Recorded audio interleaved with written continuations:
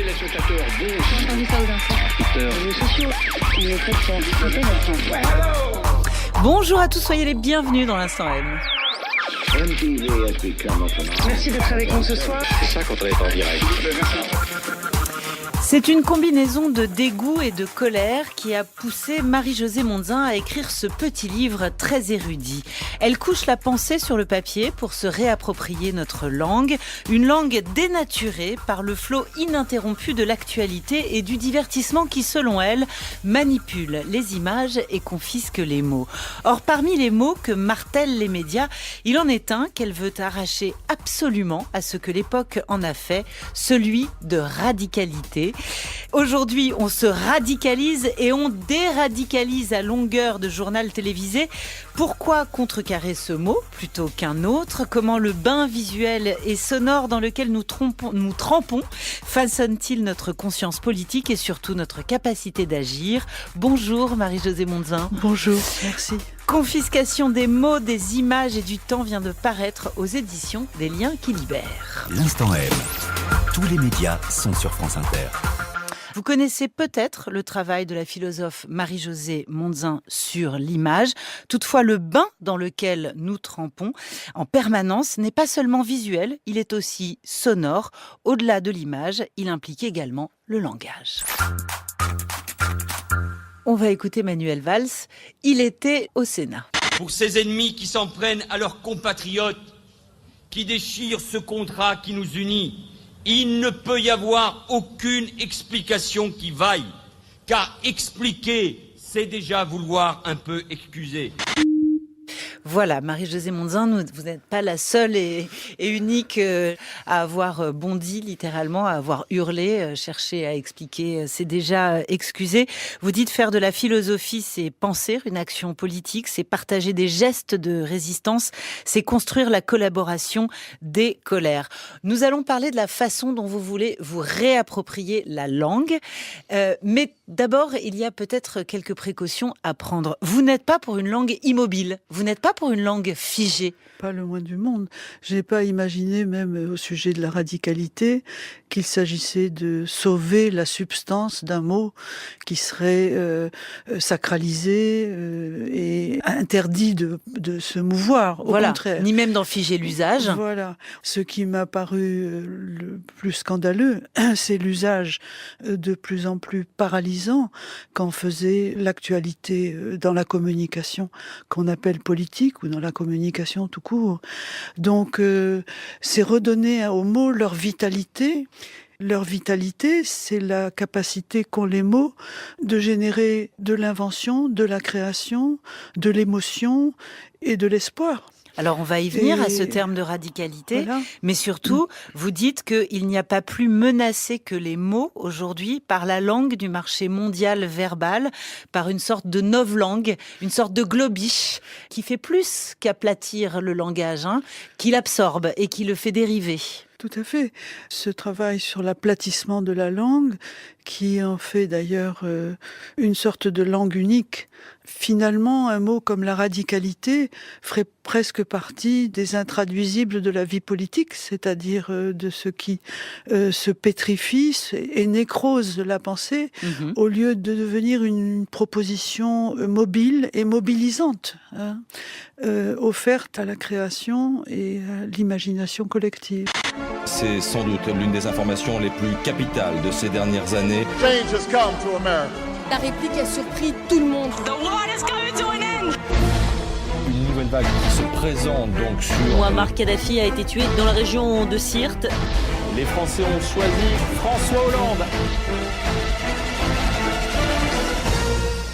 Alors, il faut dire un mot aussi, avant de plonger dans cette question de la radicalité, sur ce que vous appelez la rhétorique de la terreur, sur ce que vous qualifiez de sentiment d'impuissance et d'effroi, qui place évidemment la pensée dans une ornière, qui est celle de tout lecteur, téléspectateur, auditeur, face au flux ininterrompu de l'information, qui, vous le dites, anéantit par sa nuisible répétition la possibilité même de toute nouveauté. Je remarque qu'on appelle les nouvelles ce qui se renouvelle assez peu, ouais. ce qui se ressasse chaque jour. Et évidemment, la radicalité a fait partie d'un front lexical qui a accompagné l'état d'urgence, la réponse à ce qu'on a appelé la terreur, la réponse à ce qu'on a appelé la barbarie, et l'obligation pour tous d'accepter un régime sécuritaire. Et ce qui est assez drôle, si ça n'était pas triste, c'est d'entendre par exemple Monsieur Juppé qualifiant Monsieur Fillon de radical. Donc on se rend bien compte à ce moment-là que les mots sont comme des pièces jaunes. Enfin, c'est une monnaie sans valeur. Le mot se met à courir comme un furet, de main en main, de bouche en bouche, sans porter de signification autre que circonstancielle, polémique, juste pendant l'instant où le mot est utilisé. Et c'est pour ça que j'avais ajouté confiscation des mots, des images et du temps. Et du temps, parce que vous précisez bien que ce qu'on appelle le temps réel, l'information en temps réel, dans son immédiateté, elle pulvérise la réalité du temps. C'est ça.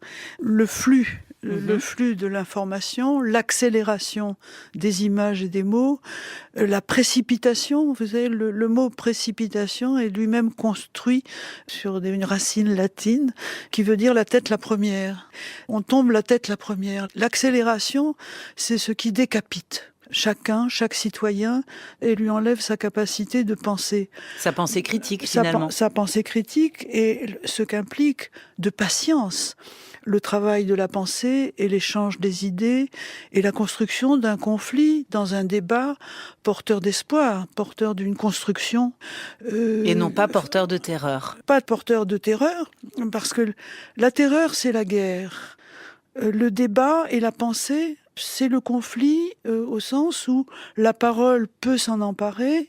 Il ne s'agit pas d'arriver à un consensus, il ne s'agit pas d'arriver à un chorus et à un aplatissement et à une négation des conflits. Il s'agit de construire le partage dans un dispositif conflictuel. Pour qu'il y ait tension, pour qu'il y ait débat, pour qu'il y ait discussion, pour qu'il y ait conflit, il faut que chacun puisse se réapproprier ces mots et que ces mots aient un sens. On écoute quelques extraits de l'actualité où ce mot de radicalité, de radicalisation et de déradicalisation a surgi. Tout le monde parle de ça, déradicalisation, contre-radicalisation. Prend-on les choses dans le bon ordre ? Mais alors dire que les volontaires vont se faire déradicaliser, moi ça me fait très peur des annonces comme ça. Ce terme de déradicalisation n'est pas très beau. En plus, il est imprononçable. Donc il est imprononçable. Voilà, là c'était Yann Moix qui lui disait c'est imprononçable et il s'adressait à Manuel Valls, alors Premier ministre. Vous dites la radicalisation des islamistes est devenue une évidence. Les médias s'en sont emparés goulûment. Pour vous, ça n'est pas une évidence, l'utilisation de ce mot. Pas du tout même. Elle est même totalement inacceptable. Pourquoi ? C'est inacceptable parce que il y a quelque chose de l'ordre du désir qui s'inscrit chez tout sujet de l'action, fût-il le sujet d'une action violente et meurtrière.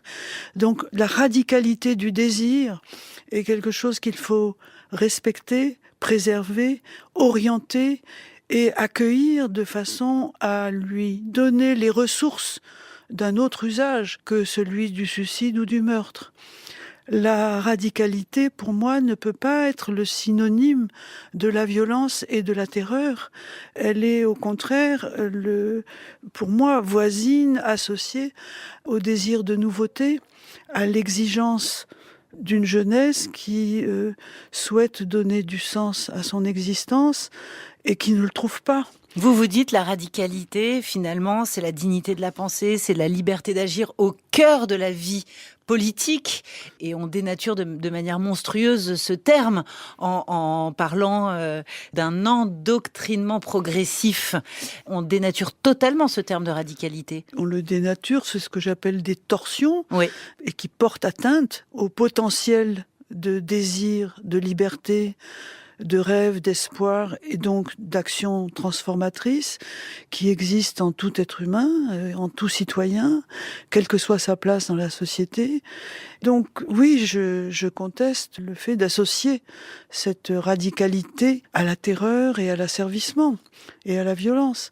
Parmi les horreurs, les torsions inacceptables de la langue que rabâchent les médias, il y a pour vous aussi quelque chose de tout à fait barbare qui est le choc des cultures. Oui. Vous dites la culture a horreur du choc et quand deux groupes se font la guerre, contrairement à ce qu'on nous dit au journal télévisé, ce n'est jamais sous l'angle de la culture et encore moins pour des raisons culturelles. Bien sûr, les groupes qui se font la guerre sont pour des raisons économiques, des enjeux financiers, des enjeux d'influence idéologique.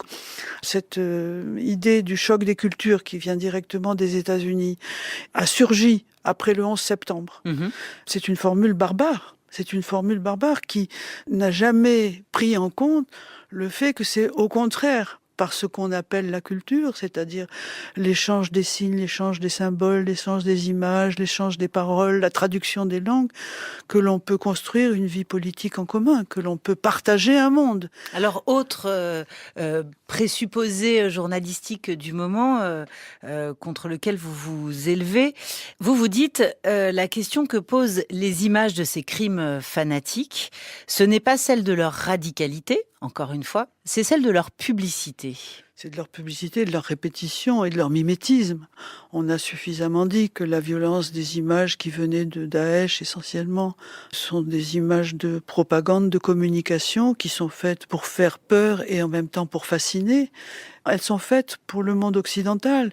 Et celles qui sont destinées à leur propre monde sont différentes. Elles sont beaucoup plus liées à un endoctrinement de type religieux, spirituel ou héroïque. Voilà. Pourquoi vous dites et vous répétez à longueur de texte dans chacun de vos ouvrages que c'est un combat sans fin de faire entendre que l'image n'est pas un règne ? Parce que la liberté n'est pas un règne non plus. Il faut renoncer à régner si l'on veut partager. La notion de règne, je l'entends à ce moment-là, sous le signe de la domination. J'ai trop entendu dire que nous vivons sous la souveraineté, le règne, la domination des images. Non. Donc j'ai été presque dans le sillage même de ce que le travail de Serge Danet a développé avec un talent considérable, c'est de distinguer. C'était un grand critique de cinéma. Formidable, oui. Donc c'est de distinguer, alors radicalement, ce qu'il en est de la construction du regard dans ce que l'on donne à voir et ce que l'on donne à partager pour donner à penser, de le distinguer d'un flux des techniques de communication audiovisuelle, c'est-à-dire de tout ce régime de diffusion purement visuel qui ne s'adresse absolument pas à la pensée, qui est un régime plutôt pulsionnel, un régime balistique, d'accélération et d'apnée visuelle et d'apnée dans la respiration. Il y a une oralité goulue, vous parliez du mot goulument que j'ai employé pour dire qu'il y a dans le désir de voir une dimension boulimique, goulue, asphyxiante, qui conduit les sujets de l'obésité physique et de l'obésité visuelle et de la suralimentation visuelle qui coupe la faim. C'est cela que j'essaye d'évoquer derrière le mot radicalité. Tout régime de saturation, de combler le désir de voir, de surexposition, de sursonorisation, sont autant de façons d'endormissement, de paralysie et quasiment de cadavérisation des citoyens. Voilà, et Mais vous dites, on résiste. Défendre la radicalité véritable, c'est inséparable de la force irrésistible du rire et de la joie, alors que c'est la colère et le dégoût qui vous avez poussé à écrire ce livre. Pour témoigner du fait que malgré tout ce tableau terriblement tyrannique, néofascisant comme l'avait prévu Pasolini, que devant ce tableau catastrophique d'engourdissement de la pensée et d'émission de la vie politique, je veux témoigner non seulement du fait que je tiens à résister, mais c'est que je parle au nom de tous ceux qui résistent. Et vous dites, la radicalité, ce n'est pas un progrès, c'est un des noms de notre affect politique et c'est notre accueil face à tous tout ce qui arrive. C'est la capacité de redonner à chacun sa pensée critique et sa liberté d'agir. Oui, et je tiens à dire que cette capacité continue d'exister et de résister partout, invisiblement, s'il le faut, clandestinement, mais en tous les cas, ça existe. C'est-à-dire que ce n'est pas parce que les résistances n'occupent pas la scène du spectacle, de la télévision, de la communication et de la surexposition médiatique que toutes ces résistances n'existent pas. Elles sont là, elles existent, parce que cette radicalité, elle est irréductible. Merci beaucoup, Marie-Josée Monzin. Ce sera le mot de la fin.